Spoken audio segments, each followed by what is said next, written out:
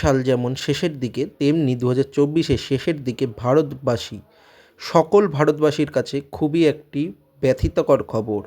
প্রাক্তন প্রধানমন্ত্রী শ্রী মনমোহন সিংজির প্রয়াণ ঘটল।